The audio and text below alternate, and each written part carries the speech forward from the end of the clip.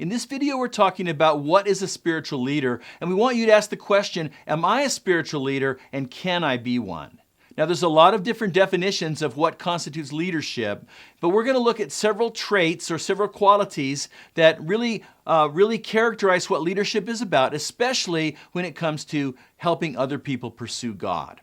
And the first thing we're going to see is that a spiritual leader has a circle of influence. In other words, there's some people in your life whom you can lead, some people in your life that you have some influence, and it might be friends or roommates, it might be coworkers, it might be your spouse or your children, it might be the small group that you lead or a ministry team, or maybe your circle of influence is a whole congregation. So it can be large or it can be small, it doesn't really matter, but you have people in your life whom you can have a positive influence, and you know what? We all have those kind of people in our lives. Now, the second thing is that a spiritual leader cares. You care about those people in your circle, and you care about what's happening in their lives. You care about their growth and their development. You care that they know God and that they're pursuing God. You have a heart for those people. Now, the third trait of spiritual leadership is that you're willing to serve. You have to be a servant in order to be a spiritual leader. Leadership is not about having authority so that you get what you want or you get your way. Leaders are others-centered. And we see the epitome of this is Jesus himself. In Matthew chapter 20, Jesus described how he deserved to be served by the whole universe as God, but that's not why he came. Let's take a look at Matthew chapter 20. But Jesus called them together and said, "You know that the rulers in this world lord it over their people, and officials flaunt their authority over those under them, but among you it will be different. Whoever wants to be leader among you must be your servant, and whoever wants to be first among you must become your slave. For even the Son of Man came not to be served, but to serve others, and to give his life as a ransom for many." So Jesus came to serve, not to be served, even to the point of giving his life. Now, another thing about spiritual leadership is that as a leader, you have vision. Now, what that means is that you can foresee what can happen in the lives of the people that you have influence over. You have a vision of what their lives can become and what it means for them to pursue God and the destiny and the future that they could have as they walk with Christ. You have a sense of where that's going, and it's hopeful and it's an encouraging thing.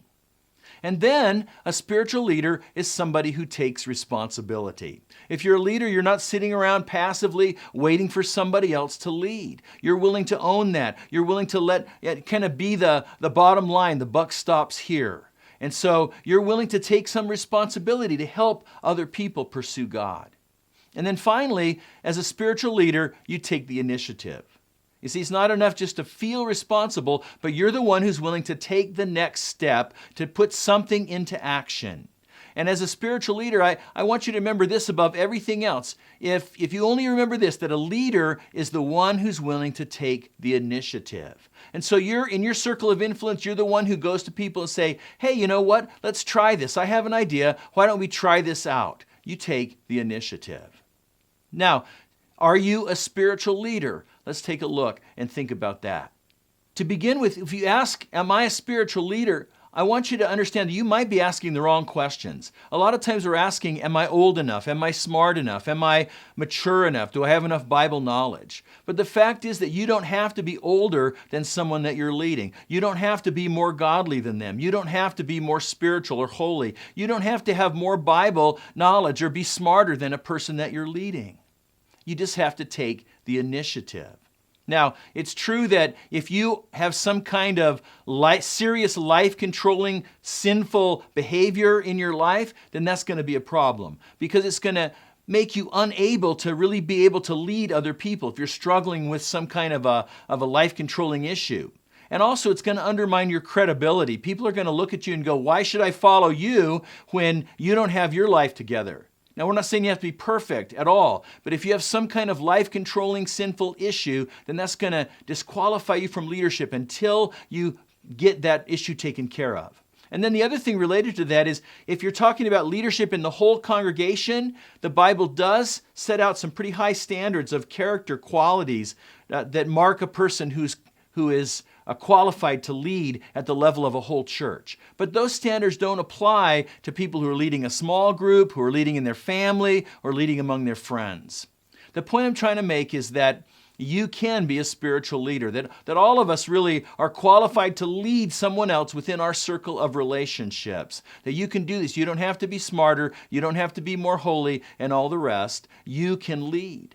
Now, here's the thing is, you remember that all of us are just ultimately helpless sinners who are totally in need of and totally dependent on God's strength and God's wisdom and God's grace every single minute of every single day anyway.